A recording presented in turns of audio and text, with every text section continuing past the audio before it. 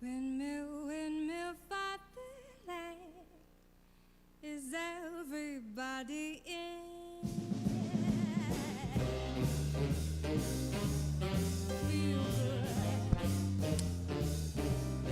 And right before I introduce you guys, I want to get my one shot in.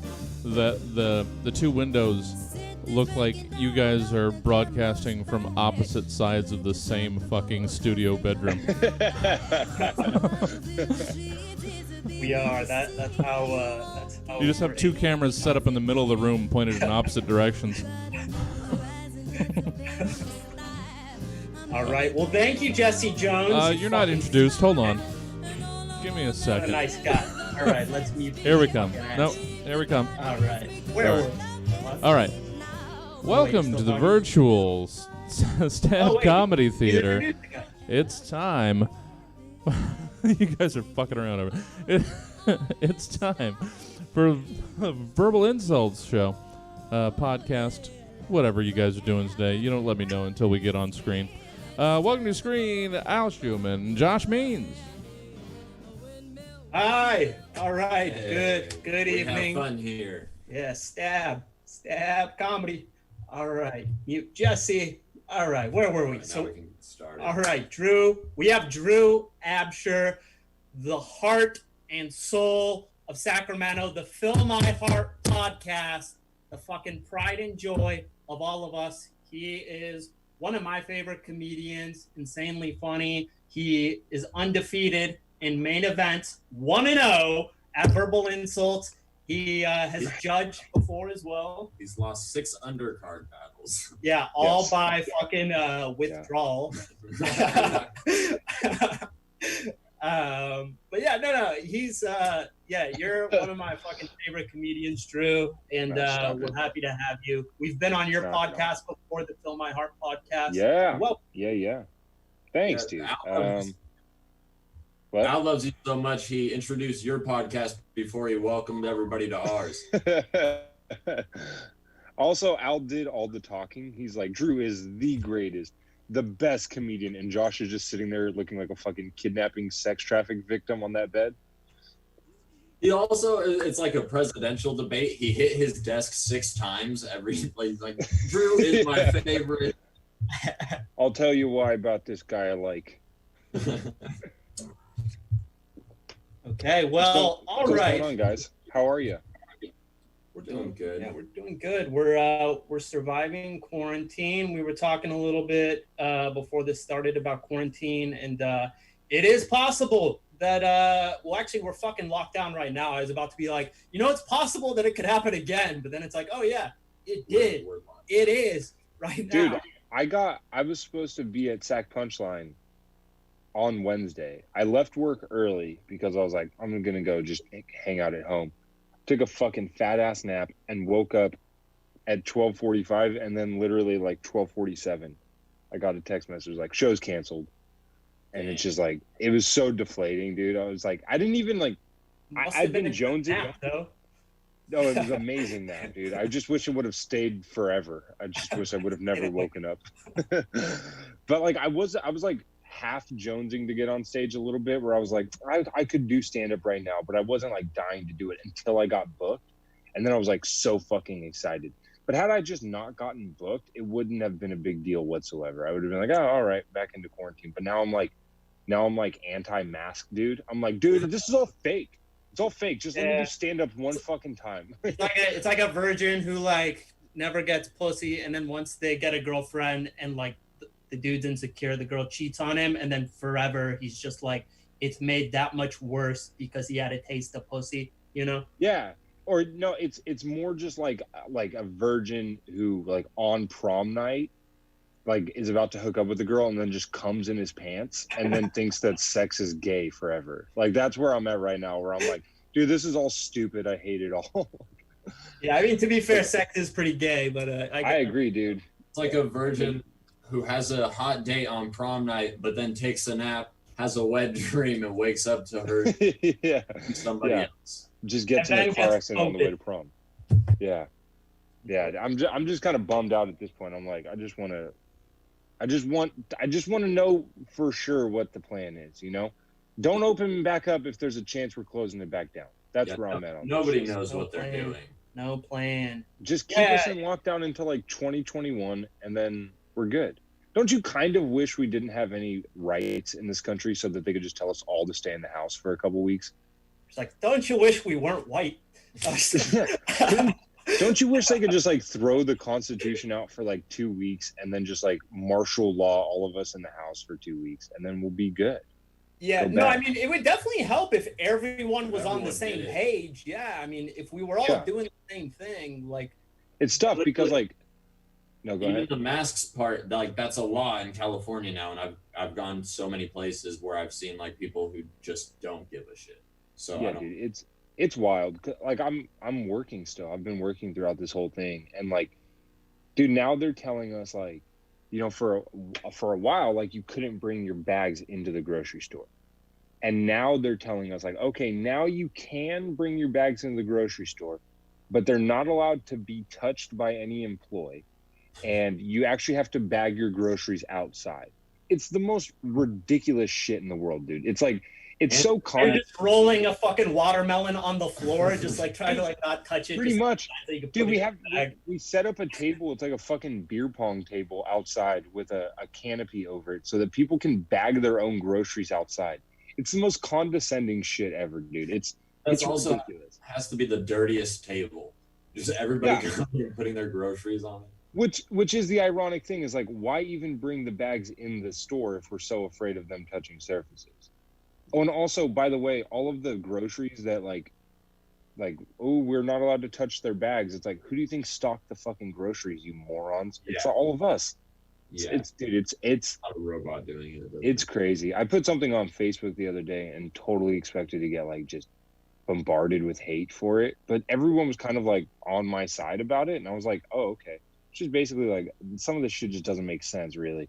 And then people were like, yeah, no, I think that's like a fair thing. So I felt a little bit better after that. But oh yeah, I saw it. Zionist Jews, globalist agenda. Yeah. That's kind of. I mean, that was the gist of it. I really do think somehow I haven't really connected all the dots in my head, but yeah, no. Actually, I saw. Yeah, I think I saw that, and pretty much, someone posted something like a month ago or something where I just was bored, and I never like talk like politics or anything, just because it's like, dude, it's so like stressful to do that with people. Where it's like, it's hard to talk about like an idea or an issue, and like just that, you know. And I don't know.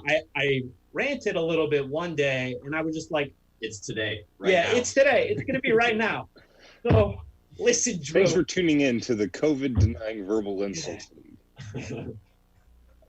No, but yeah, to your earlier point, I feel like none of us know what to do, and there's so much fucking information, and people are like more concerned about being wrong and like disagreeing with their group rather than like trying to find an objective like solution or something, you know? Yeah.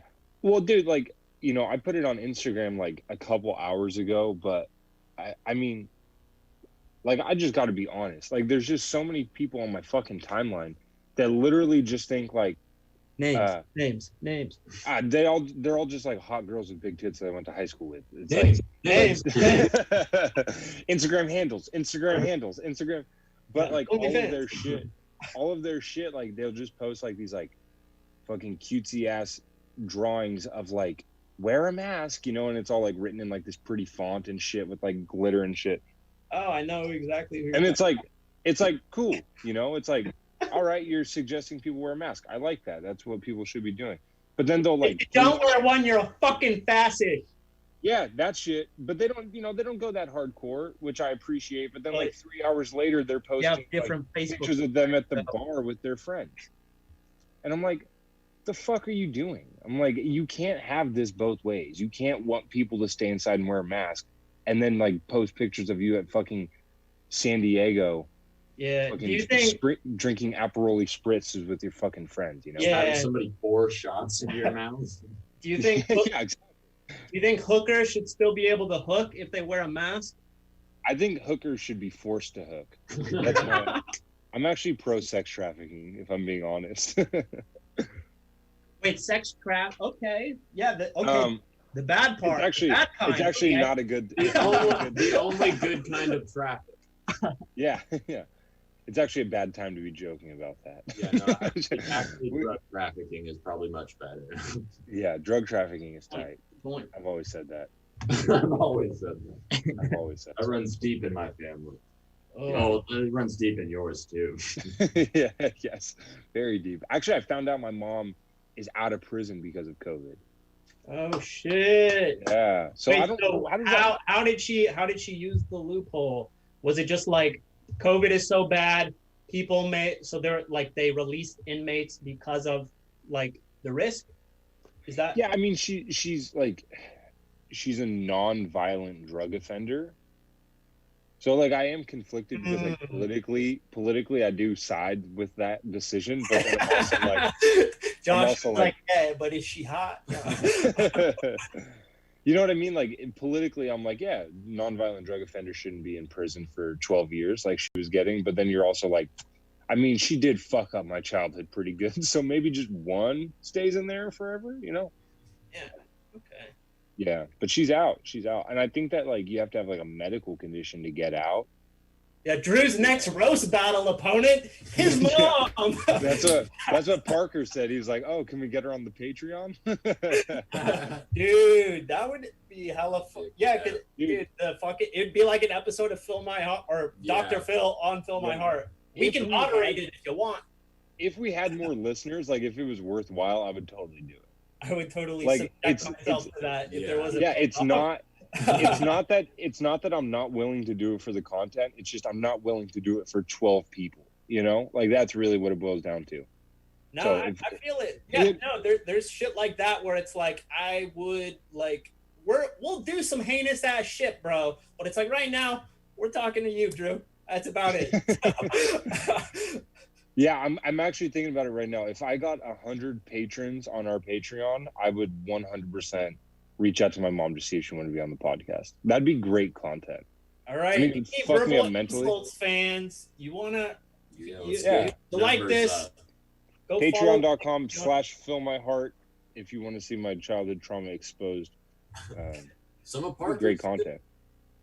Yeah, Parker too. Parker his childhood trauma would be exposed by him having to sit there and two people talk that aren't paying much attention to him. Yeah, well, I think yours is more interesting because, like, his trauma, I mean, you could tell by looking at him, you know? Yeah, it's pretty right out there, isn't it? Yeah, yours, you just got to ask questions about you. Yeah. Yeah. I hope that she tries to reach out because then I could just ask her if she would subscribe to the Patreon. Yeah, or leave her on red. Dude, ghost your mom. Yeah, that'd be cool, huh? If I just ignored her. Yeah. Or just liked her message. She like sends like a whole 3-paragraph thing on Facebook and I just thumbs up it. Yeah, dude, or like if someone follows you on Instagram, you don't follow them back, you just like their 2 wackest pics. Where it's like, what is that? For your profile and not for me. Sorry, I'm lighting a candle. Yeah, or do people ever comment on your shit and they're like, follow me? And I like part of me wants to like say no or just like, have you considered making better shit? But then I end up like not saying anything because then it's like, I respect the hustle, but the approach. I don't like the approach. I've gotten a bunch of emails recently about, so I bought my Instagram followers. I just wanted to see what that would, I posted it on my Instagram a while back, but like last year. As in like bots or like slaves? I've got no idea, dude. Okay. So basically I found this website. I just Googled like how to buy Instagram followers, you know? And it was like 1,000 followers for $13. And you also got 500 likes on 2 of your pictures. So I was like, all right, that sounds kind of funny. You know what I mean? I'll post it. I was doing this thing for a while where I was like trying to convince people I was like on my way to becoming an influencer. What? It's just the what did you say? How Drew goes into debt. Yeah, no, you're trying to convince people to fuck you. Oh no, this was before they got rid of the like count. Okay, this was a different world. It was the Wild West out on Instagram. No, the truth of the matter was that my like I was going through a breakup and the girl was like trying to become an Instagram influencer. So I was like basically just trolling. Oh, we remember that. We remember that days. Yeah. I was just trying to troll her and like, oh yeah, that was a different me, dude. Just depressed as shit. Yeah. I was trying to just troll her and like just try to become my own Instagram I went viral, influencer. Bitch. Yeah, that's kind of but I was just like trying to poke fun at how stupid and easy it was to like get followers. Your ass. Yeah, doing all that. Like I was just like trying to thirst trap and shit. But and then like the website said that like I read the reviews on it and they were like most of the time like the people stop following you after like a couple months. Cause I was like, this is obnoxious to have like this many followers, you know? So I was like, yeah, I was like, cool, it'll go away. And dude, like to this day, I've only lost like maybe 400 of them. So like I still have like a crazy follower amount, but if you just go through my following or my followers list, it's just like a bunch of like Arabic letters. I'm like, people. Yeah. If anyone goes through this, they're like, "What the fuck is this?" There was this app that my friend showed me when Instagram first came out, and I like all you had to do was like pictures and follow people, and then they did it back, and then I just unfollowed. See, that makes sense because I saw your follower count on Instagram, Yeah. and I'm like, okay. And then I saw his picture got like 3 likes. I'm like, all right, Yeah. we're working. This looks like fucking Switzerland's GDP. We're looking at some fucking inflation. Okay, it's not as good as you think. I like that Al spent all of quarantine reading about foreign policy, and he's dropping Sweden's GDP references on us. Like we're gonna get it. Wait, no. To be fair, wait. Okay, just for the record, I've done zero research, and I just said Switzerland's GDP with confidence, so that it seemed like I did, but I 100%, like I don't even know, but I just said it with such conviction. Yeah. How I have good- no idea. I don't even know what Dude, put me in front of the American public. I literally I'll take black care out of things. anytime he starts talking political. You guys were talking about COVID. I was sitting here like I thought this was a comedy podcast. Al's like, but seriously, folks, I mean, what's going on with Greece's economy? I mean, are these people ever going to get jobs or what? I'm kidding. Come on. We're having a good time here. No, we all know the Greeks, they just want more time to date their cousins. Yeah. The lazy Me and Josh, bullshit let's just houses. turn to him and start talking basketball, Josh. Just Yeah. leave Al out of the conversation. Hey, we're like less than 30 days from starting back up. I know, dude. I don't believe it. I There's don't no think chance. it'll happen. There's no chance it happens. Yeah. Happens, and even then they'll probably still shut it back down. I know. I'm just telling everyone the Kings are going to win the championship just because I know it's going to get shut down. So it's like I never can be wrong, you know? Hell yeah. I'm just like, dude, they're going to win. There's no There's doubt a in my greater mind they're gonna chance of Kobe coming back than the season starting. win. Yeah. Pretty much, yeah. See, I can talk basketball. I know Kobe. He's like, who's died recently? This guy Kobe. What will hurt people's feelings the most? Speaking of hurting people's feelings, I think it's time that we show a roast battle clip. Yeah. Of our What show. a segue. Drew's Hold yelling. on, I'm gonna Yeah. turn Oh wait, my fan on. See if this fucks up the audio at all. Let's do Is it. that messing shit up? Drug abuse resistance education. Drew's. We were just talking about all the crack that Drew smokes right before this. So that shirt is definitely surprising to see. Yeah, baby. I got black lung from that crack, son. Lung from that crack. Must have been that ass crack. That brown crack. Okay. Brown lung. Got the brown lung pop. Okay. So every once in a while, you see something that inspires you. And this roast battle, not to jerk Drew off too much, this roast battle, pretty inspiring to watch. We have Drew Absher, this fucking guy that is, we've been talking to him. You guys have gotten to know him, right? He's been a nice guy. And he went up against, this was his first time doing a verbal insults roast battle. And he was going up against like one of the top ranked people that we had. He was on like a 5-0 win streak. Beat some really fucking good people. Was on our show 2 weeks ago. Drew Schaefer, really nice guy. Drew versus. Am I gonna like break this battle down?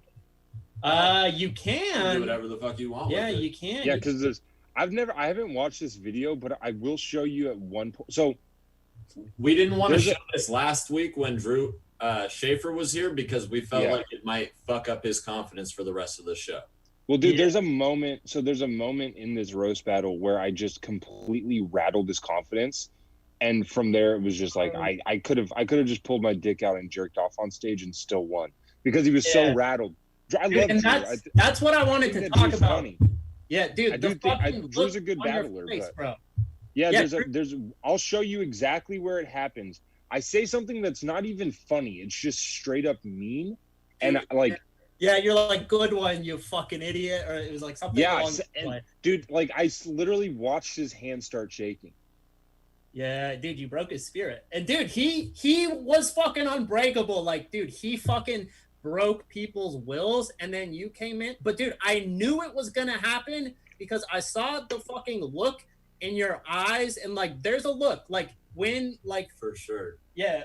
For sure. It was like you could just tell, like, not only your look, You were just in the look- zone. You were in the ready to zone. fucking kill, and you were just in that flow state to where it's like there's like, you know, like when you have like a really good stand-up set, but like before the set, you're just like, all right, I'm for sure gonna kill right now. and it's just like you're just in the fucking zone. Like, no. Listen, you don't know about having good sets. Let's go back to basketball. LeBron, Miami, 2012, Game 6, Boston Celtics. That was you as you walked up against Drew Schaefer. Well, I mean, I appreciate the compliments, but if I'm being, first off, I can't see the video. I don't know if that's still popping up, but like the truth is like going into it, I was like, I wish that I was as confident as you guys saw in me, because like I had like 2 jokes where I was just like, I'm not sure if this is as funny as I think it is. And then my closer, the thing I was closing on was like it was such a deep reference that I was like, if the crowd is stupid, I'm fucked here. If the crowd is smart, this joke's gonna kill. If the crowd is dumb, I'm fucked. And so like, well, half the crowd is dumb. And when I saw Anthony K was judging, I was like, okay, then I'll at least win on the judges' scorecards here because he's gonna get this. Wait. So what you're saying right now is like the heart of what I want to get at. Like, you had a fucking strategy in mind, and like I don't think you were like the most confident person on the planet, but you had a fucking game plan and you were there to fucking execute, and you like you were looking at it like a sport, like it was, you were coming in like it was a contest, you were ready to fucking compete, and like you had a vibe to it. I remember you telling me going into it, like a couple days prior, we were talking, you said you were really excited to like do a roast battle again because it had been a while and you'd been writing for it. So like I could tell just right away that you put the effort in. Dude, the problem with roast battles is that I get fucking mean when I'm writing for them, and I can't focus it onto the jokes. Like I will just like if I'm seeing a girl at a time and I'm spent all day writing roast battles, she's like, how's your day? I'm like, you're retarded. And then she's like, what's that about? And I'm like, I don't know. I can't tell you what that's about. So like, that's why I'm always very hesitant to say yes to him, because I will commit myself. Like you said, it's like, I played sports my whole life. So like, this is the only aspect of comedy that's really a win or lose situation, like where you have complete control over winning or losing. So I do get very competitive. We thought that he was dropping because he's a pussy, but apparently he's been dropping because he doesn't want to be too mean. What a nice guy. It's actually, I mean, I wish that it was that, but it's more just that like I'm not willing to commit myself enough to perform well, because I'm like, dude, I don't want to spend 3 weeks being a fucking dick to people in my life, you know. But like now, straight out of quarantine, like I'm super ready to fucking roast battle because I'm like, fuck all these people. I'll get fired. Then you only have to be a dick for 1 day. But man, I'm so anxious about my jokes that I'm like, I'll send them to every single comedian I know. Like, what do you think about this? What do you think about that? What do you think about this? And players were better. Yeah. Are we watching the battle? Yeah, let's play the clip, and then I want to talk a little bit more after, like, just about. Okay, Can you see the video? Yeah. And now we're gonna move to our last battle of the night, our main event. It's Can you hear it? World War Drew. We've got 2 Drews going at it. First coming up, he's one of the best we've got here at the VIL. He's won like 4 of his 5 matchups. Everybody make it loud for Drew Schaefer! And his opponent was a judge here just 2 months ago. Make it loud for Drew Absher!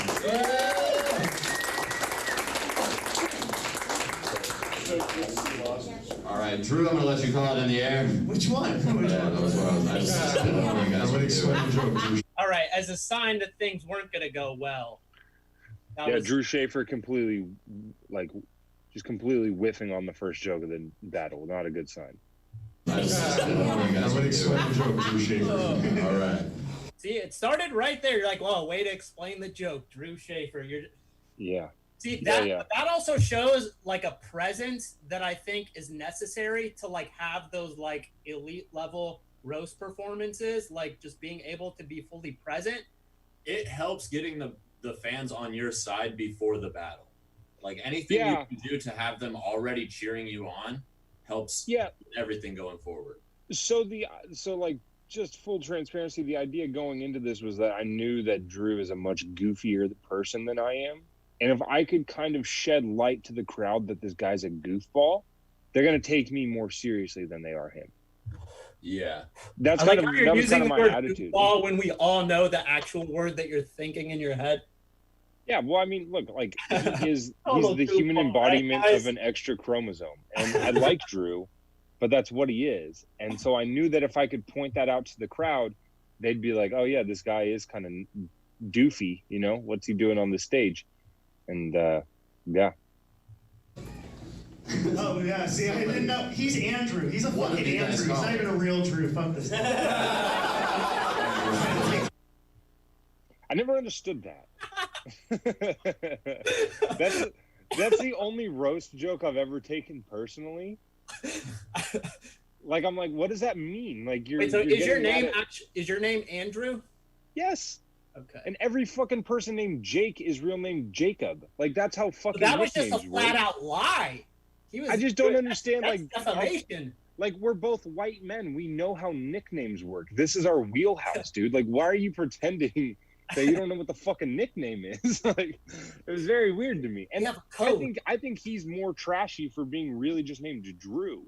I think that's a fucking a shitty person who shouldn't be allowed to vote. That's what I think. Parents couldn't afford the extra 2 letters. That's it is. Do you want to go first or defer? I'll defer. All right, Drew's going first. Drew's deferring like a gentleman. 1 second. Everybody make some fucking noise. This is our last battle. All right, let's not get confused. I'm the good Drew, and this is the Drew who masturbates to Macklemore music videos. I'm gonna get that joke out clean, you fucking idiot. Right there. I'll put it to like 114. You see a smile on my face. Look at that. Go to like 114. I knew exactly what. I'm gonna get that joke out clean, you fucking idiot. Way to get that joke out clean, you fucking idiot, dude. Oh. My God! All right. As soon as I said that, I just saw like. There's an old story. Let's watch his body language as he does it. Yeah. Macklemore music videos. Wait. Okay. Wait. I'm gonna get that joke out clean, you fucking idiot.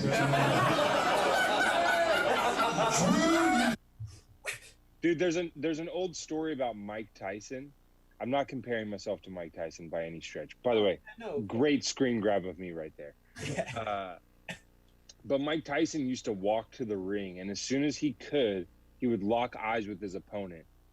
And as soon as his opponent broke eye contact, he knew he won the fight. And that's how that moment felt right there, where like as soon as I said that, and Drew wouldn't look at me in the face, I was like, oh God, he's rattled. All I have to do is get my jokes off clean. That's all I had to do after that.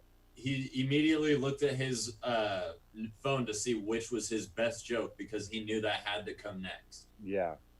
By the way, again, reiterating, I love Drew Schaefer. One of the nicest dudes in the yeah, dude, he's like one of our best. He's I will always love just lighting people up. It's one of my favorite things. Him at any roast, but this just wasn't his night.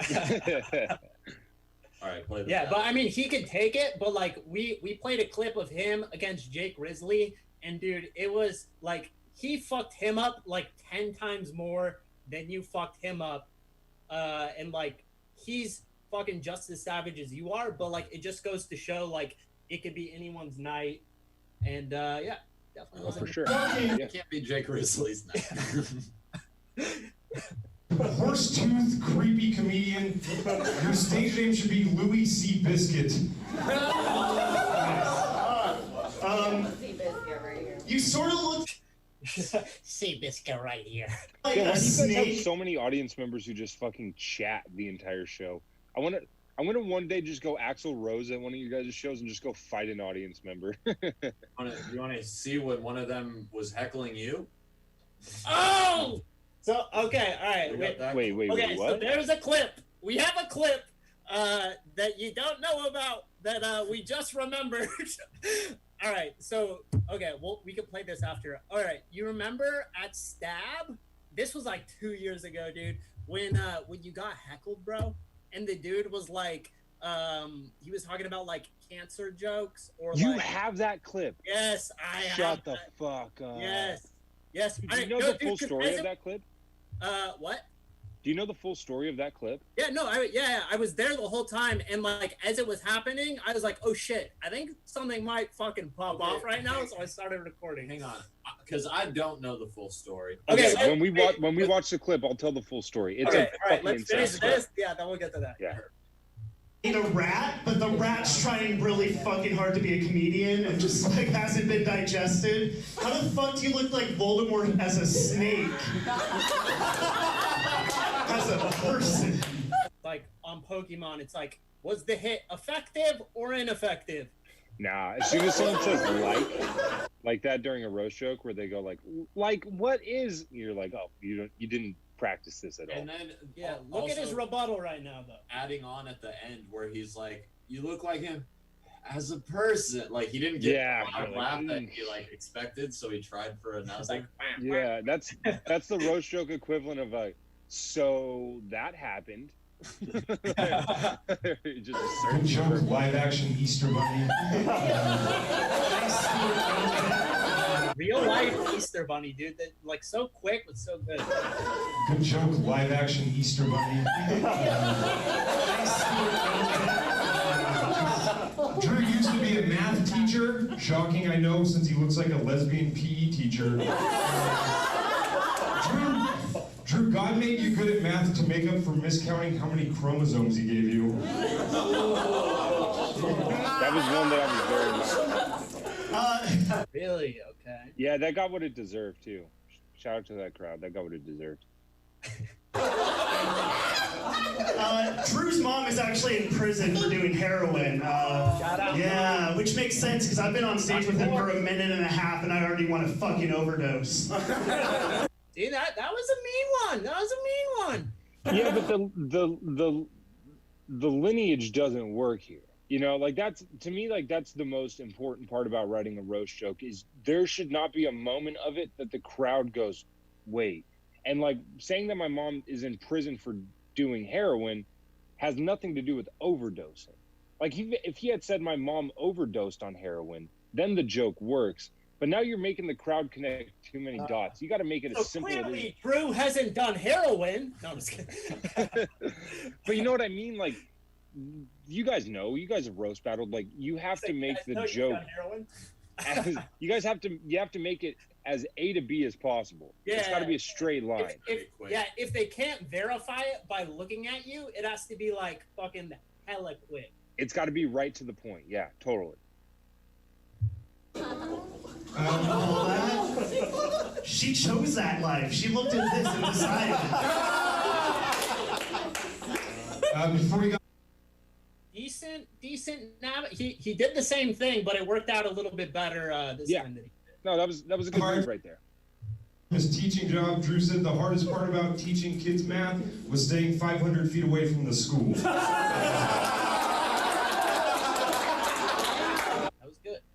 Had no faith in that joke, by the way. Really? I have a similar joke, not accusing you of stealing. I mean, it's definitely different. We were on Fox 40 and we were rapping and we had a joke where I essentially called the fucking news anchor a pedophile. We were like, because they had an episode This was right before mentioning his fucking bone marrow transplant. Jesus. Wait, should we just play the clip, dude? No. Okay, all right. Yeah, it's never, yeah. All right, but yeah, I said, because they had an episode where, or no, they had a picture on their Instagram with Elmo. So I'm like, okay, they did a Sesame Street thing. And I think the rhyme was like, Fox 40 went down to Sesame Street, but guy's name couldn't get within 500 feet or something. Oh, that's cool. Yeah. But yeah, no, I like that. You and me, we're on the same page. Pedophiles. All right. Yeah, I'm always nervous about doing that. Yeah. Oh, you're good. I was just going to say, I'm always nervous about doing pedophile jokes because, like, for a lot of people, that and suicide are the toughest ones for people to stomach. So. Mm-hmm. Yeah. Speaking of hard things to stomach.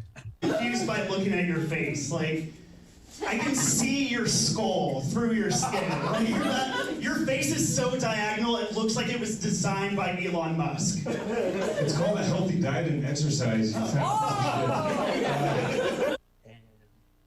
Yeah, I didn't understand that. Like, your jawline is so chiseled. I'm like, what are you talking about, man? like I didn't understand what the joke was, you know? Again, you got to make it point A to point B there. I wanted to actually take a moment to congratulate Drew. He got engaged earlier this year to a female comedian named Aurora. Is Aurora here, by the way? My favorite. Oh, actually, never mind. I think it's the next show. Never mind. Go ahead. Now, why would you choose tonight to be the first night to make her come? See, and shit like that, I like the tactical shit where it's like, I'm sure you like had it, you had the scoped idea out the before. room. Yeah. Like, is Aurora here? No, she's Yeah. not. Use that joke. I wrote 2 jokes there. Is like, if she's not here, why would you choose tonight to be the first night to make her come? If she is there, Aurora, congratulations on this being the first night you came. Like, it's 2 jokes. It's just one angle.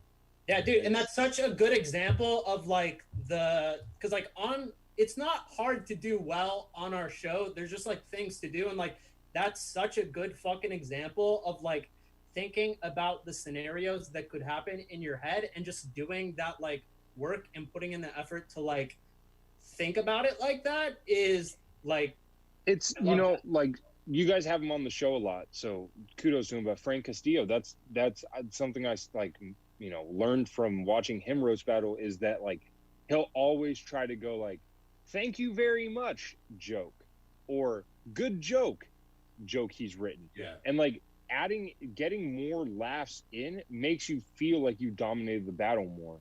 yeah. And it gets your confidence rolling. If you can pepper in as many jokes as possible within your window, like that's the way to do it. Like nicknames have won me battles before. Just for sure. The judges will tell you afterwards, like, you guys had jokes that were similar, whatever, but then Josh came in with more because he had these rebuttals. And the crowd's so stupid they think it's off the cuff, but it's not. You've written it. Yeah. It's great. What does Drew think of his fans? Just like, yeah, they're fucking idiots. They don't know shit. Anyone who likes my comedy is a certified moron, and I love them to death.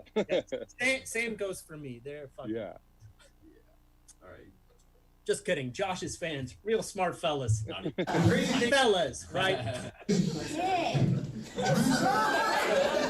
is the ugliest person to shoot inside Aurora since the Batman movie theater shooting. Dude, I literally jumped up and made that noise when you said that. I fucking went, ugh! Dude, I was so fucking excited. Been a few jokes during verbal insults where me and Al have turned to each other and like high-fived, and that was one of them. Yeah. Dude, it's such a fucking funny moment. Like we have this like thing where it's just like, holy shit, this is why we do the fucking show, and that was one of those fucking moments. Because we had gone through and tried to like figure out which matchup we would put as our main event that night, because we had Jason and Yassine going up, and there was one other battle that I think was really good, and I was just like, we got to put Drew versus Drew. And when you said that shit, I was like, I'm so glad we put this as the main event. That's a main event level joke. That was fucking killer. And yeah, man, he's looking at his phone right now, hoping he can think of something that can top that. Hoping one of the fucking tiles falls on your head. Yeah. Yeah, that was one of those jokes where it's very fun. It's my favorite part about writing roast jokes is when a joke just fucking smacks you in the face. And I'm like, what I'll do is whenever I'm writing roast for someone, I'll always like write their name in my notes and then like 3 or 4 things about them that I know. And then like I just wrote next to him, engaged to Aurora. And I was like, oh, Aurora's where that movie theater shooting happened. Let me make a joke about that. And it just becomes a wordplay thing at that point. It's fucking awesome when that happens, dude. And especially when it turns out to be a good joke. Hell yeah.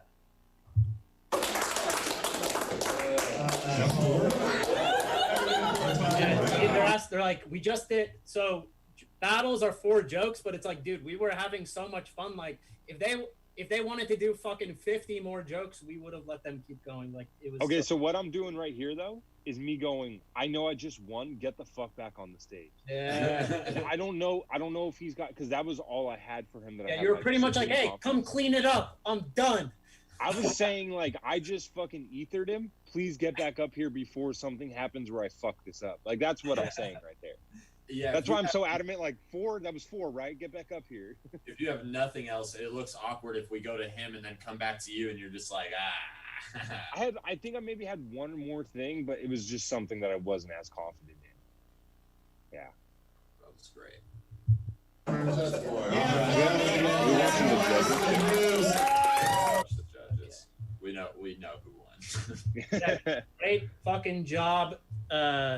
That's one of our best battles, and personally, one of my favorite performances. So just for a second, just because like if there's other comedians watching this, or just like anyone who like has to do something where it's like you need to be in the fucking zone, I would say like out of all the things that you talked about like before, where it's like you're thinking about the scenarios that could happen, like whether she's there, whether she's not there, or like the anxiety of the joke doing well or not doing well, like what is it like if you could take one, I guess, specific thing that you could apply to like other situations or in other roast battles, what would it be?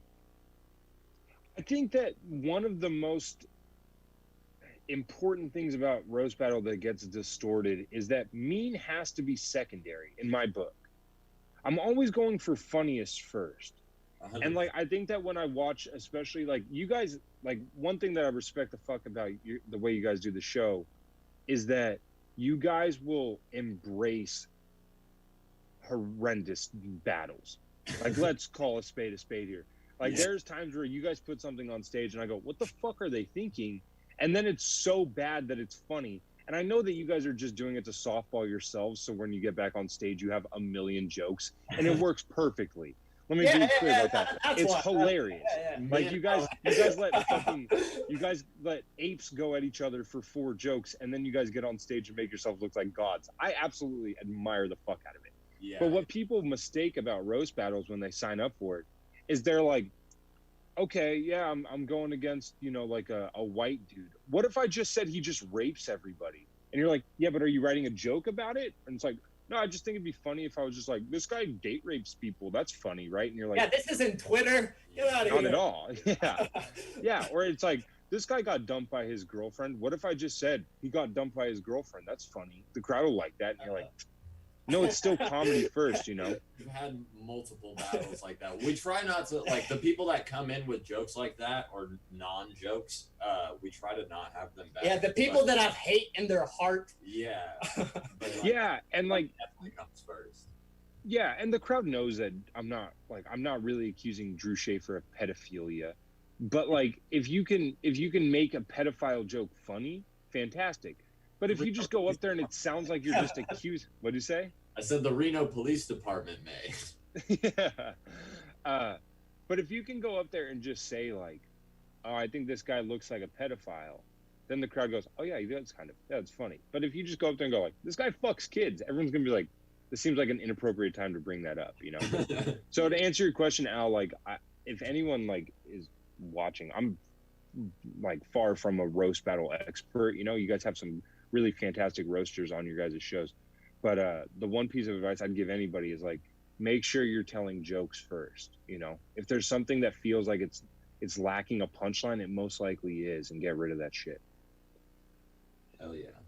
Okay. Like you were saying about the shitty battles, though, me and Al have had that discussion like multiple times. Yeah, and we've had some disagreements, differing perspectives on the issue. I always think it's good to have at least one shitty battle or one wild card where like maybe they hit and they bring great jokes, maybe they don't and we make fun of them. Either way, we're gonna have fun with it because we're gonna make fun. Very reasonable position. We're gonna make That's fun not of always the position he had. Well, I mean, what other position have I had? I think so I'm just thinking of one specific event where it was just like there were just like 5 bad battles. Yeah, I mean, whereas like so like I'm down to have like a couple shitty battles because to Drew's point where it's like it shitting on them becomes like where the jokes are, but like there's You can't do it for everybody. Yeah.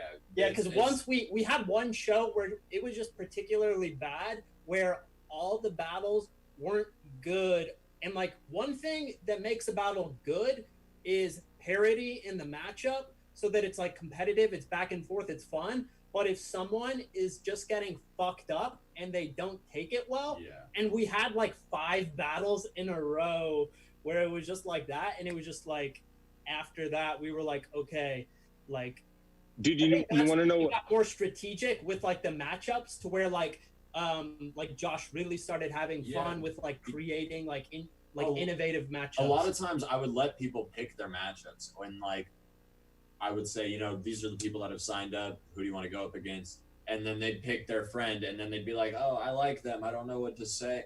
Like, I don't know. We saw that too much, and then they're just awful battles. So now it's like, if you want to do the show, you know what it is. We'll give you an opponent, unless it's like you come to us with somebody else that we know is good, and you guys want to battle each other. We'll of course set that up. But yeah, for sure.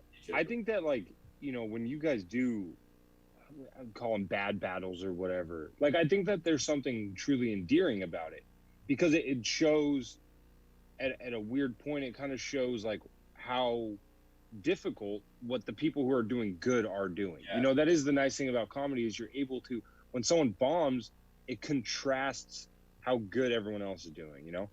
So like, but I always love like watching, like when I think I judged like in the clip, it said like 2 months prior, like I love watching the disasters happen, because I know you guys are just off the stage like wondering to yourself like, how am I going to save this? But I'm sitting there going like, oh, I wonder what Josh and Al are going to have to say about this, because you guys just that's come what out we're fucking... thinking, like, all right, what can we say that's like fucked up, that is like funny, that like captures what everyone just saw? Honestly, that's been like some of my favorite times in the battles, like is when me and Al are standing off to the side and he thinks of a joke or I think of a joke, and we just like whisper it to each other and we start laughing, and then we're like, okay, now we have like a jumping off point when we get back on stage, and then we just go from there. If a battle's not going well, that means like we're definitely not watching it. We're like thinking of shit where it's like, we like, if the battle's good, we don't have like a lot of jokes to say after. But like when a battle's bad, me and Josh are in the back like scrambling, like, oh fuck, what should we say? Like, all right, should we say this? You know, it's like they're having bad battles means that we do more work, I guess. Yeah, for sure. I think that like my favorite, Al, you were talking about like people who are like taking shit personally or whatever. My favorite thing I've ever seen in a roast battle is I don't think he even does comedy anymore, so I don't have a problem saying his name, but I remember one time you guys had like Joseph Lopez on your show. Dude, I literally just said, I'm like, he's gonna say Joe Lopez, because dude, we talked about probably the same thing that you're about to bring up. Like, dude, if I ever get into a tough situation in a roast battle, I'm just literally gonna do what he did and just treat every joke as if it's like a literal statement. Like, he's so autistic that he's just like, I forget who he was battling, but they were like, oh, your dad's yeah, it was Joey Stoltz. Where he's like, yeah, your dad's in jail. He's not anymore, but okay, I guess if we're gonna lie on stage. And you're like, it just removes every ounce of comedy from the stage. It's just completely wet blankets the energy. It's genius. How funny would it be if we had like a different guest on, like every single person brings up just unrelated, just like, have other people brought it up? Fucking something tragic, dude. Have other people brought? Yeah, Drew Schaefer and Anthony Zuccaro 2 weeks ago. They brought that up, dude. It makes me laugh. I always do it to Joey whenever Joey says something mean to me. I'll just go, I mean, it's like hardly even true, but okay, like we're just gonna be mean to each other. Like, that was his energy the entire time. Yeah, so funny, dude. And like, he did, obviously he's stupid. He doesn't mean to do it. Legend. Yeah. Joey he did that. Oh, you for someone who hits his girlfriend, you think you'd have more punchlines. He's like, a legend. He's all, that's a rumor. He was throwing out PTSD statistics. It's like, what are you doing? Yeah, he's like, apparently 4 out of 5 veterans have PTSD, and says here that Joey Stoltz is the reason why. Yeah. It's like, bro. And it was just way too depressing, dude. It was awesome. Just to go so fucking anti-joke on it is so great. But I had Joe Lopez back like, I don't know, 5-6 months later. He did a roast battle against D. Tyler and didn't shit the bed. He didn't win, but he came out. Dude, that's so fucked up. Yeah. You literally put like Michael Phelps against someone. Oh no, from the it's Special chill. Olympics. I went against D. Tyler right after him, fucked him up, so it was good. It was a Did turn. you? Yeah. He That's hopped pretty in funny. last minute. Yeah, he didn't know like anything about me, so I mean, I'm sure with more time, it would probably be a different result. But yeah, I called him the beta male Mr. T. Like it was, yeah. That's a good joke. Al said, "What's the D stand for? Defendant."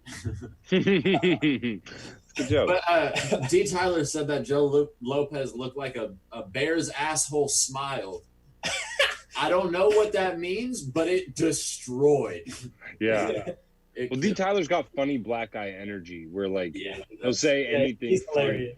You know, it's His just riffing is fucking hilarious. fucking brilliant, dude. That guy one time at Punchline, just in the green room one time, asked me and Parker if this joke was funny, and we just started dying laughing. And he's all, "Should I do it on stage?" And we're like, "Did you just write that right now?" And he's all, "Yeah." And we're like, "Yeah, do it on stage," because we're like, it's fucking edgy and offensive, and there's no way it bombs. And then he just gets on stage and goes like, "Sometimes I can't tell if someone is retarded or just Asian." And dude, it made me laugh so fucking hard. And the crowd's like, "What?" And then he like goes into like 5 minutes about like explaining the bit, and then like everybody just by the end is just on board, and he nearly got a standing ovation just for a bit he wrote in the green room. It was fucking amazing. That's awesome. That guy rules. Yeah, we're gonna have He's to have him on hilarious. the Yeah, show. dude, we should have him judge sometime soon. Yeah. Oh, yeah. Yeah. Let's talk about this heckle clip. Okay. Dude, So, yeah.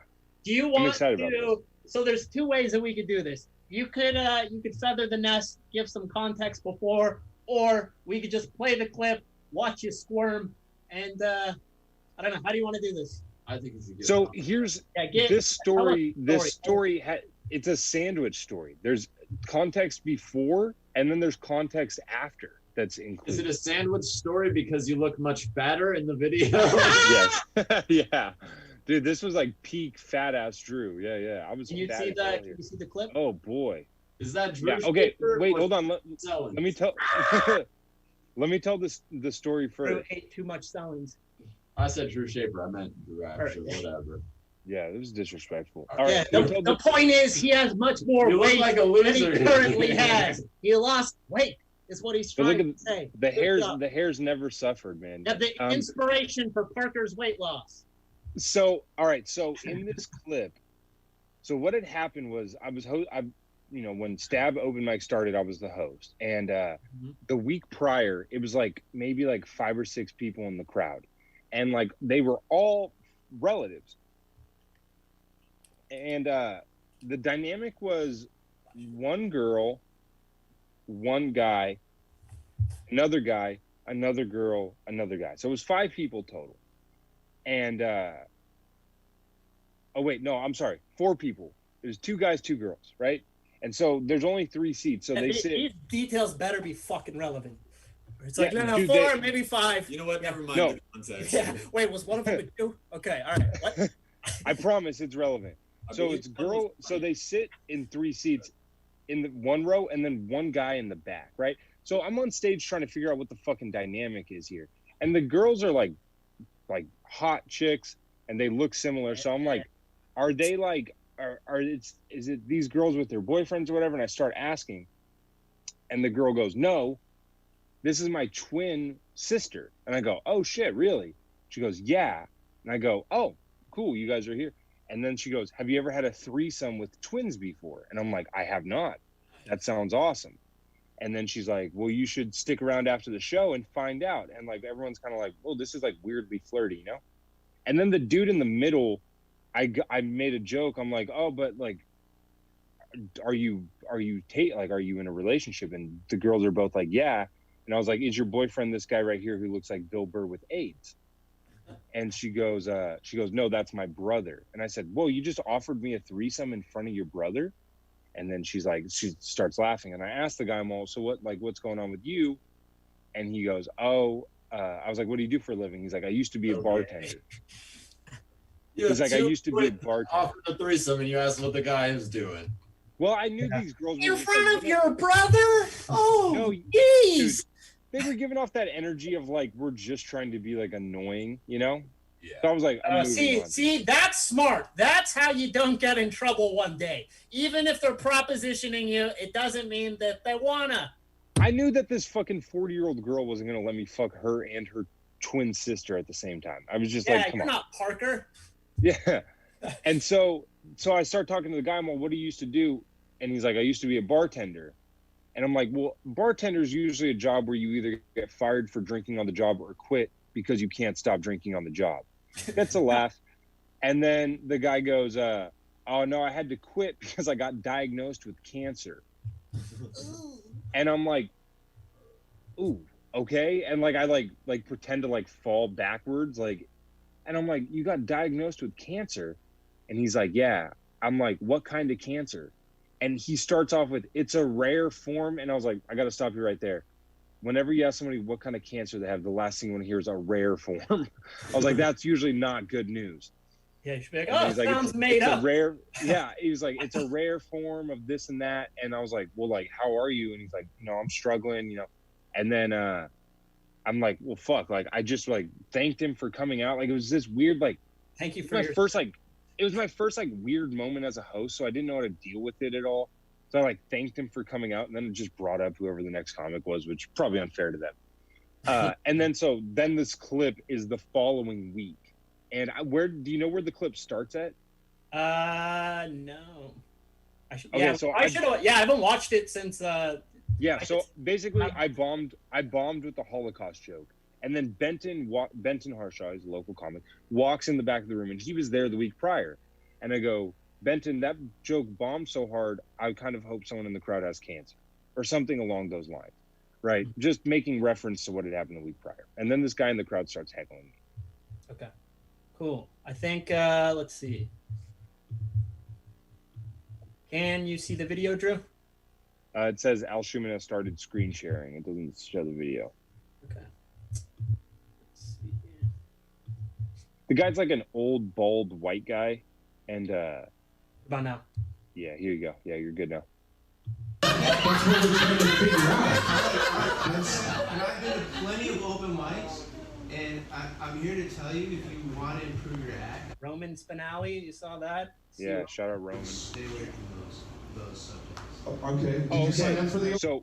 So there's missing a part here where the guy tells me that the 2 rules of comedy, there's just 2 of them, baby. Write these down.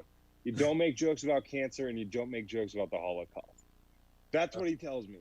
And I'm like, what the fuck are you talking about? Everything else is on the table? Like, okay, just to be clear, sir, you're saying transgendered people can be made fun of. Yeah, I could just make baby rape jokes out the wazoo, and no one cares because they're not about Holocaust or cancer. I'm like, dude, shut the fuck up. And then now I get confrontational with him when he says that shit to me.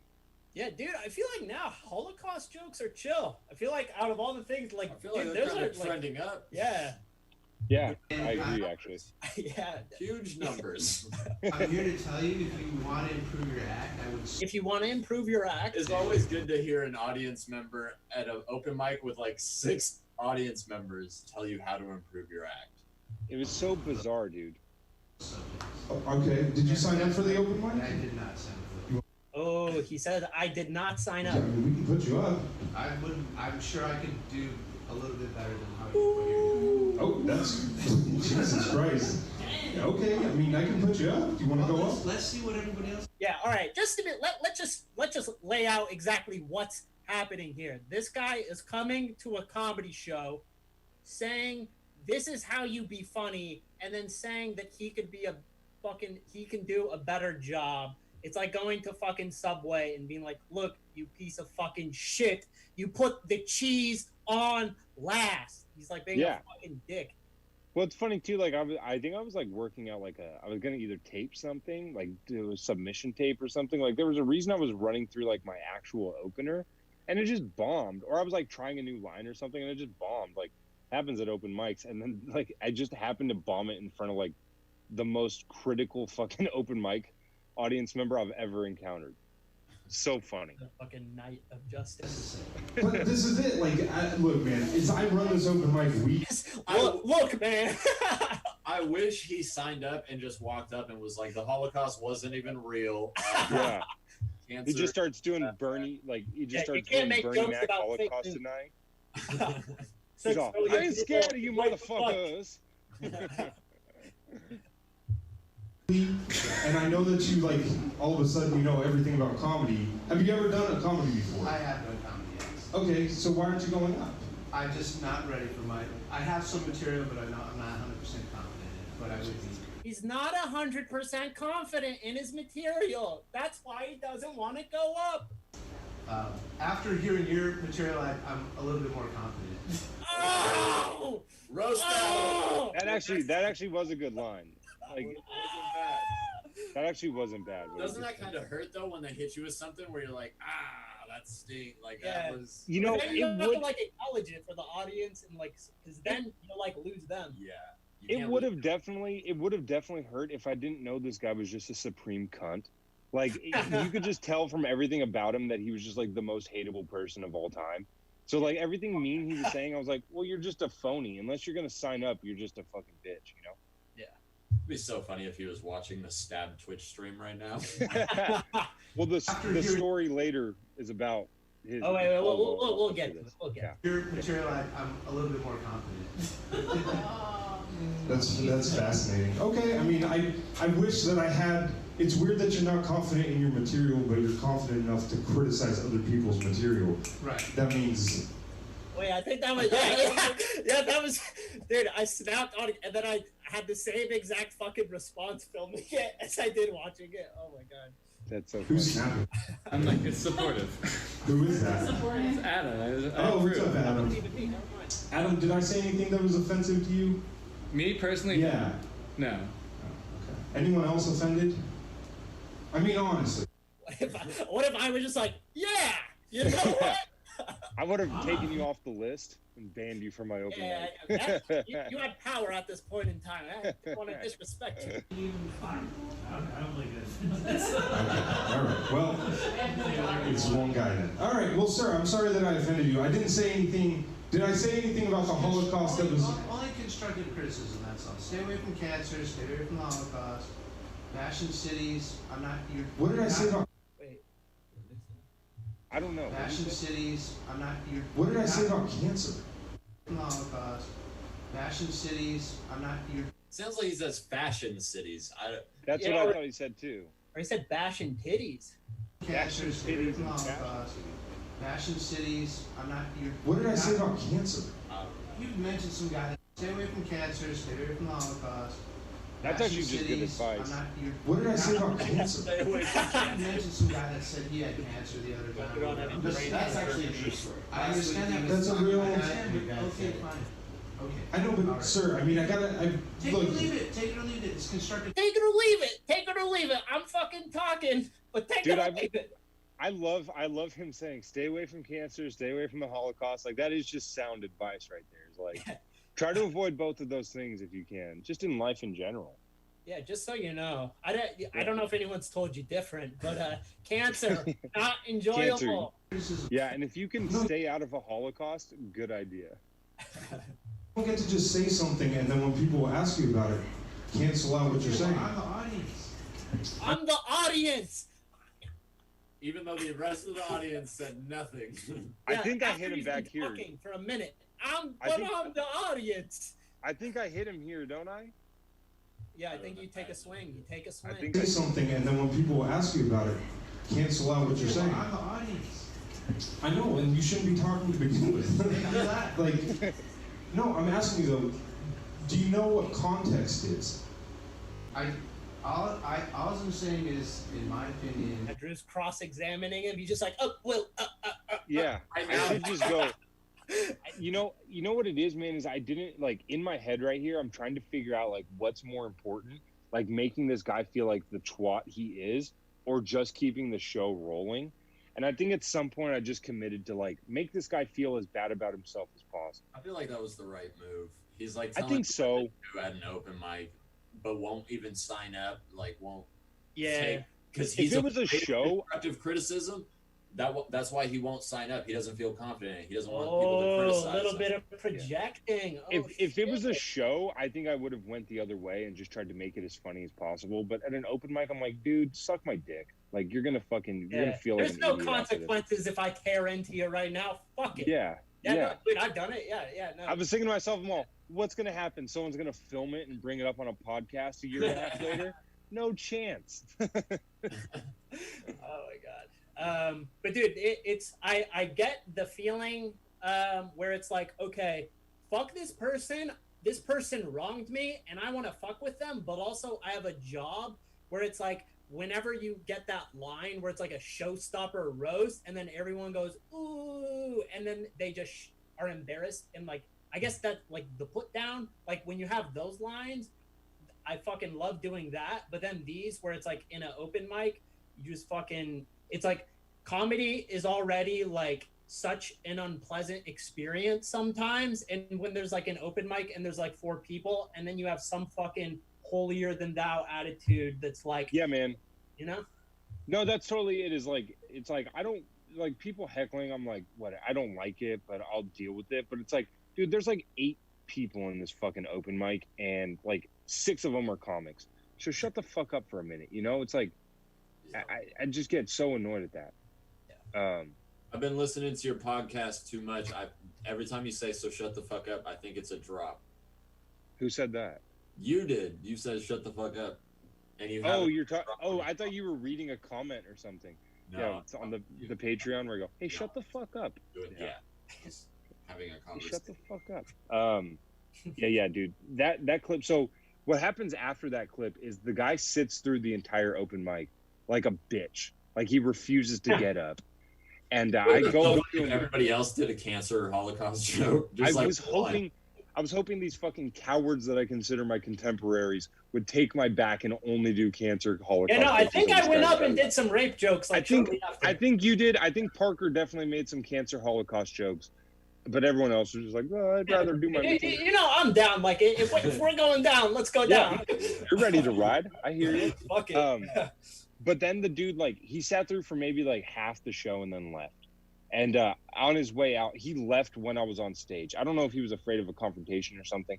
But then the next day, hopefully Jesse's listening right now, because the next day or the next time I saw him, Jesse's like, hey. No, he goes, hey, did you have an altercation with an audience member at the open mic? I'm like, oh, fuck, dude, this guy leaving a Yelp review. And I'm like, yeah, the guy like heckled me. And then Jesse's like, he came by the next day at like 11 a.m. to apologize. Yeah, so he like figured out that he was being a dick, and which is the best way to end a heckle story is the guy ends up finding out that he's a twat and comes back and says sorry. If he actually himself and Drew's just trying to rewrite the narrative, fucking, we kind of fucking put out the fire, public relations. I'm like, and now he's my agent, and we're working on a Comedy Central show. So Did all you things have an altercation because you're in a manifesto? The FBI's here, and they're saying that you should be scared for your life. But yeah, dude, that was the weirdest. I think what fucked me up the most about that altercation is the week prior had been like this like weird, like, oh, I have cancer, and then I had to deal with that as a host, and then literally, I think that may have been like a Sunday night, and then this was like a Thursday or something like that. So like less than a week apart, I was dealing with the craziest shit at an open mic that I dealt with, and like, it was weird, shit, dude. Wait, one second. I think Josh has to. So actually, Josh is on the clock right now. No, I'm going late, but I need. Wait, show him your work uniform. Yeah, I mean, I got this. Yeah, I gotta get out. Officer Josh patrolling the Palladio in Folsom. Yeah, no. Yeah, all right. Well, everybody, if you want to go rob the Palladia. Yeah, we can wrap up. There's a couple other things that I wanted to ask you. Sure. We could go into like 8:30. Yeah, I'm fine with whatever. Okay, cool. All right. All right, Josh. Thanks for joining. Stay safe out there. See you guys. All right, now that Josh is gone. Wouldn't that suck if Josh gets murdered on the job and the last time he was ever seen alive was on this podcast? Dude, wait. That could happen. Wait, Josh, this could be the last time. Later, guys. See you later, bro. We love you. Take care. Wash your fucking hands. All right. All right. So Drew Wapshire, where were we? What's up, dude? Okay, so that heckle, just shut it nice and good. Slam it shut. There you go. Wait, seriously? Oh fuck. Okay. Yeah. Hey, everybody. I'm Drew Apsher, the new host of the Verbal Insult Leagues podcast. Verbal Insult League podcast? What the fuck? Come on, bro. What's it called, dude? Verbal Insult. We got rid of syllables. We didn't add them.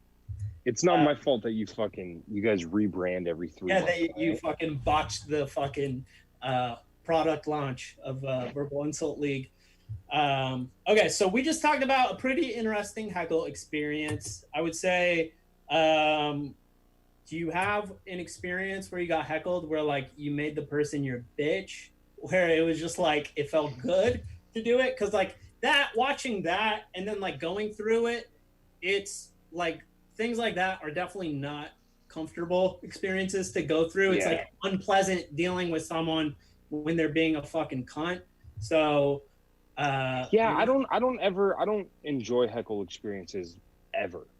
I don't like them ever. Even if I do like get my shots in on the person, I always just like, because I like fucking writing jokes, you know? I take pride in the joke itself, and like the last thing I want to happen is that to be ruined because someone thought that it was funny to get mouthy, you know? So like even when it goes well, I still walk off stage wanting to fucking fight somebody. And like even when it goes poorly, that's almost better, because at least I didn't feel like, at least I felt like there was nothing I could do. But like when it goes well with the heckler, I'm always just like, if that guy would have just shut up, I had the crowd on my side, I would have done well. So yeah, to answer your question, I mean, I've had a couple heckle experiences. I guess the only one, like, it wasn't a heckle in a show, but it happened during the podcast one time, is we were doing a live show, and we like had been like promoting it on the street, and we got this lady to come, and she was from New York. And so it was a live podcast taping, and she like comes, and she's like on a business trip or something like that. And so me and Parker just started doing our thing, and we like see her walk in, we're like, oh shit, the girl's here. And then like pretty quickly into the show, maybe like 15 minutes in, she just leaves. And Parker's all freaked out. He's like, did we walk her? And I'm like, no, she probably just fucking had a flight to get to in the morning or something. And we have a pretty good show. And then I get home and I go on Instagram to the show's Instagram page, and we have a message request. And I go to it, and the lady had tagged us in her story. Basically, the joke is we were watching the Danielle Brijoli, the Cash Me Outside girl, the second episode of her Dr. Phil. And after her first episode, she got into a fight on the plane home. And so the jokes that Parker and I were making, I think Parker said, like, I would rather be on the plane that flew into the World Trade Center than be on a plane with Danielle Brijoli and her mom. And then I said, yeah, I would much rather see a Muslim guy with a box cutter than a 14-year-old with purple hair, or some shit like that, right? And that was the joke, and that was it. So we get home, and then the Instagram post is like, this is the most racist, homophobic, transphobic, Islamophobic show I've ever seen. These people should be ashamed of themselves. And then if you think about it, though, it's like if someone were to like, imagine you're locked in a room and you have to pick between Danielle Brijoli or a fucking terrorist. It's like, what are you gonna have to do more explaining for? Whether it's a 14-year-old girl or I'd rather be in the room with the terrorist. Like, to be honest, there's less explaining I have to do. There's no Me Too movement with terrorism. But yeah, so then she just kind of like, I started messaging her and just like, hey, like, you know, comedy's subjective. It's not, you know, not every person's sense of humor is, you know, gonna, you know, enjoy our show and all this and that. She's like, you guys should be, like, she just kept like resting on like, what you guys said was offensive. And I'm like, well, to you, you know, that was kind of my response to everything. To you little bitch. And then like, I went to her profile, dude, and she had like pictures with like hella famous people. And I was like, oh, fuck, dude. Is she friends? Like, she had pictures like, this is like right. That's what I was kind of afraid of, honestly, is like, it was like right when Netflix launched the remake of Queer Eye, and she had pictures with all of the Queer Eye dudes. She was like, so happy for my friends. And I was like, oh, fuck, dude. If she's like on Instagram saying that we're homophobic, and she's friends with the Queer Eye dudes. Are they? Because we're a fucking Local podcast. Sacramento bigots. Yeah, it's like if you go through our at the time our catalog is maybe like 12, 15 episodes, something like that. But if you went through 12 of them, you were going to find at least an hour of content that was like very objectable. So like, I was just like, fuck, man. So I was just very cordial with her and like very polite. And, now I want to see what she's up to. Actually, I'm going to go find her Instagram. Now that we're talking about it. Yeah. No, I couldn't do we that. don't want to dox them. We're not that type of show. Okay, another thing that I wanted to talk about. So I guess when we were starting the show, I wasn't lying when I said that you were one of my favorite comedians. Like I wouldn't say there's very few people, but there's definitely a subset of comedians where it's like you can like enjoy watching them perform as an audience member. And a lot of times it's like when someone's your like peer, you can't always, I guess, appreciate their like material and like the care that they put. Like I can tell that you think about like the jokes before you say, like there's effort, there's care there. And like I can tell when like if there's a joke that you're excited about, I don't know, you just have a vibe about you. And I definitely enjoy watching you perform. So I guess I think I appreciate it, man. Yeah, it's never. I fucking hate taking compliments. So fuck you for making me do that. Verbal insults, bitch. I'm just like flicking a lighter back and forth. I'm all, when is this gonna be over? I am so embarrassed. Yeah, man, I appreciate it. I agree. Like, I think that like that's the fun part about doing comedy in this area is like there's so many people in this area that are fucking good comics, like just straight across the board that are funny people. And so that's my favorite part about doing stand-up. And like, honestly, that's probably the part I miss the most is like, I'm so excited to see what material like you and Josh have, like up to like Emma Haney. What's Emma been working on? What's Alfonso Portela been working on? Like, yeah, like all of these people, I just look like that is the part of comedy that I miss the most is like, fuck my jokes. I just want to get back and see what everyone else has been working on because like I have a lot of pride in our scene. I think that pound for pound, like, you know, in terms of like all the other cities that aren't Chicago, LA, New York, like I think we have a pretty fucking rock solid squad, you know? And so like I'm always very curious to like see what other people are working on. So like throughout COVID, that's what I've been checking in with people that are, and I'm just like, hey, are you doing all right? And we have like so many even fucking young people that are coming up. Like I fucking like two of my favorite young people are like Sam Hochhalter and Maddie Nishimi. I think they're fucking supremely talented, dude. And like whenever I watch them on stage, like I just like, not that I'm ever afraid that either of them are gonna quit, but I just want to pull them off stage every time and like put both my hands on their shoulders and go like, keep going no matter what, you know, because you're so fucking talented. A fucking roast joke, Maddie Nishimi, and actually her battle against Sam was amazing as well. And dude, Sam, she's mean as shit, and she's awesome. I fucking love her. Yeah, dude, she's great. And Sam, dude, I love watching Sam perform. He's another person where it's like I could tell the like word choice and just like there's just so much like I don't know, you can tell like when someone like sits down and writes something where it's like they're like weighing all the different options, looking at all the different angles, and then just seeing like, okay, what did this person decide on out of all of the things that they could have decided for that angle? And that to me is just like super exciting. And like Sam is one of my favorite people to watch.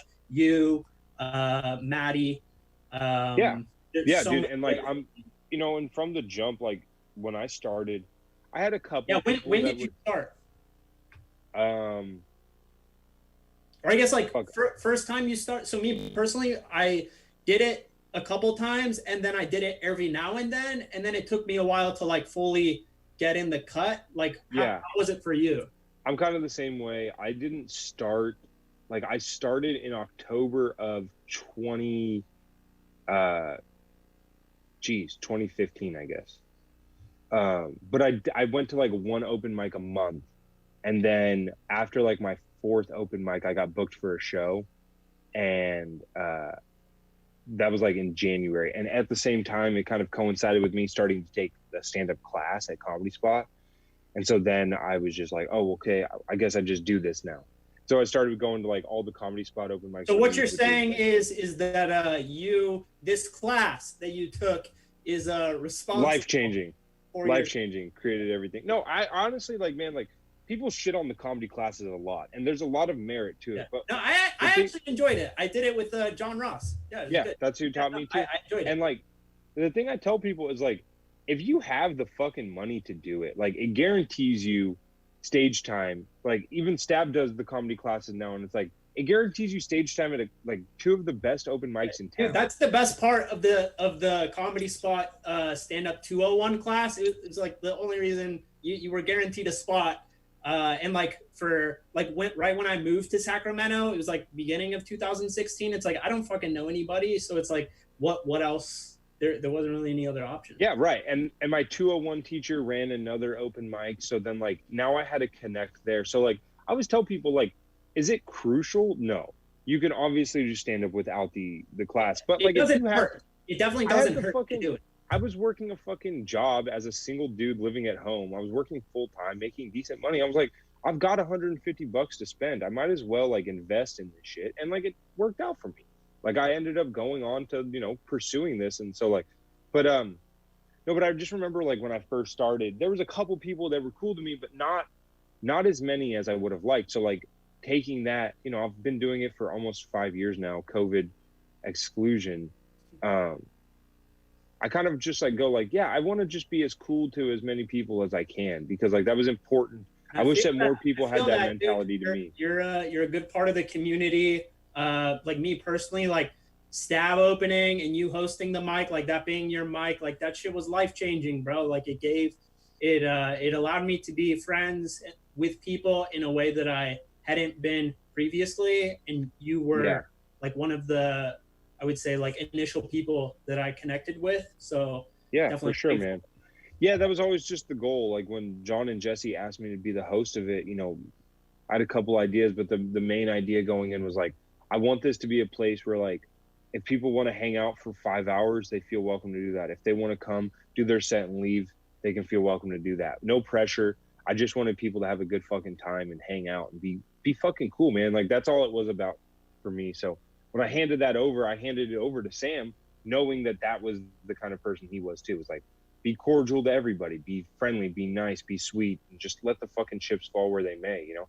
Not everyone's going to be a cool, you know, it's all mentally ill fucking idiots doing comedy. So like, whoever sucks is going to suck, and, you know, you just got to ignore those people. But I knew that Sam was a good person to leave that to, so. Yeah. I would agree. Dude, do you want to make that announcement you guys promoted? I don't want people to feel so bad.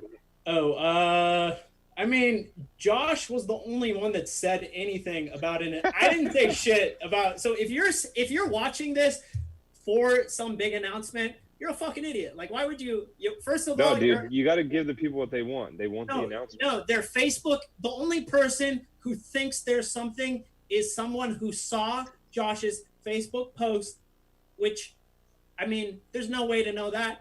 Well, are you not allowed to talk about it? I mean, it's like location. It's like I don't think it's good business to do it. Like for one venue to another. But you know, the like of Jeff Ross. We want to talk about Jeff Ross. Is that what? Yeah, okay. That's what we were alluding to. Okay, so Jeff Ross, this fucking asshole. But that is big. Jeff Ross liking your post. I mean, that's probably the most prolific. He's actually liked a couple things. I just think that we didn't. I mean, there's nothing else going on. So it's like, all right, screenshot of Jeff Ross liking the picture. But I just have you reached out to him? Not really. No. You're a fucking moron. I mean, am I though? I don't know. Absolutely, dude. What? Definitely reach out. Just reach out to him and just, you know, he's going to respect the fact that you guys are doing this locally. Like building a brand with it, like he's going to respect the fuck out of that. And he's obviously not going to be like, let me know when your next one is. I'd love to do it, obviously. But I mean, building that connection, you know, and, you know, as they do that Comedy Central show, like if he knows for sure that there's a scene up here, By the way, I look like I'm in a fucking police video right now. But if he knows that there's a roast scene in Sacramento, when they start doing the roast battle show on Comedy Central again, who knows? Maybe they fucking go up to Sacramento for a semifinal or a prelim or something like that. So I would definitely reach out to him and just let him know, like, hey, you liked our post. Drew Apsher is one of the best comics in town, man, and you guys could really use it. Okay, all right, Drew's fucking advice hour. All right, we know what this is all about. Okay. I always got an angle, baby. No, but I am being serious. I think that you should definitely reach out to him and just say, hey, we noticed you liked our picture. Just wanted to say we're big fans or whatever. Seems like a cool dude. Yeah, no, he does seem chill. I mean, accusations or whatever aside. No, I'm just kidding. That's not I actually didn't know anything about it until you and Josh brought it up. But I think with verbal insults, so it's like roast battle is its own thing. I mean, it's created a genre. I mean, we call it roast battle. It's like fucking tissue paper and Kleenex, kind of the same thing. So it's like we also, and like a lot of shows call them like Chico Roast League. Like we partner with them on a lot of stuff, Nice Guys, etc. They call themselves Chico Roast League. So it's like, for us, it was very important. Like, we are definitely inspired by roast battle, but like, one, we want to do something a little different. And then two, we don't want to be corporate shills to Viacom. And I mean, if Jeff Ross was like it, I mean, I'd be down to go on roast battle. I'd be down to have like Jeff Ross on the podcast or anything, but it's like, we're trying to like build a roast league. So it's like, I feel like the only like help that we could get would be, it's like hard trying to build your own platform. It's like, do we just give our platform to Jeff Ross? You know? Yeah, well, I think that. But what I'm saying is, we're challenging roast battle to the first ever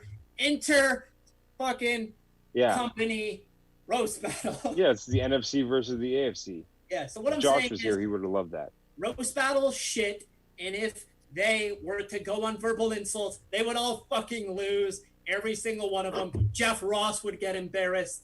All of them. Gilbert Gottfried, all of them. All of their friends. Yeah. Dave Attell. Yeah. Actually, no, Dave Attell would do well, but the rest of them would fucking suck. I like that you're just burying yourself. This is very Al Schumann of you. Burning every bridge that I can. It's like, no. Fuck that bridge. This bridge is chill. Go walk on this bridge. You're a psychopath, dude. Yeah. Thank you. Psychopath. But if we talk to Jeff Ross, we'll put in a good word for you. I was totally joking. Do not mention me to that man. No, we will. No, it's chill. The allegations, it's not a thing. I haven't looked into them, but you seem to be talking about them pretty lightly. So, Jesus Christ, what are you doing? All right. Drew, honestly, no, I jerked you off for like 10 minutes talking about how you're fucking one of my favorite comedians. I need to like balance the scales a little bit, which I think I've done. So now I just want to thank you for being on this. How can people best get in contact with you, find your comedy, and where are you going to be next? Fuck, man. I mean, well, that's a loaded question. Yeah, that's a loaded question. Best way to get in, add me on socials. Drew Apsher is dumb on Instagram. That's where I do the majority of my shit. Drew Apsher on Twitter, Facebook, Drew Apsher. I co-host a podcast with my buddy Parker Newman called Fill My Heart. We watch episodes of Dr. Phil and make fun of them. We have a Patreon called Patreon.com/Fill My Heart. That is completely non-Dr. Phil related. We just go on there and we just talk about whatever's going on in the world. Cancel culture, whatever. Yeah. As far as where I'm going to be next, dude, I really couldn't tell you. I think I'm supposed to be on something at the end of July, but it was the next round of a competition that is now obviously the semi or the prelim rounds are going to get pushed back again. Surviving life. Yeah. So I think that I don't have anything necessarily on the books right now. So I'm trying to put out more Instagram content and shit. So if people want to follow me on there, that's probably the best place. Okay. Drew Apsher is dumb. Okay. Instagram, Facebook, YouTube. Search for this guy, Fill My Heart Podcast. He's insanely funny. Drew, thank you for doing this. Stay safe. Thanks, buddy. And wish you the best. All right, buddy. I'll see you soon. All right, take care, bro. Let's turn it back over to Jesse Jones, maybe. He's here. Jesse. Thanks, everybody. Jesse. Thanks, guys. We're just going to head over, get stuff ready for Rankinator next. So I'm just going to I'm gonna let you guys go. Thanks a lot. I'll see you later. Good to see you guys.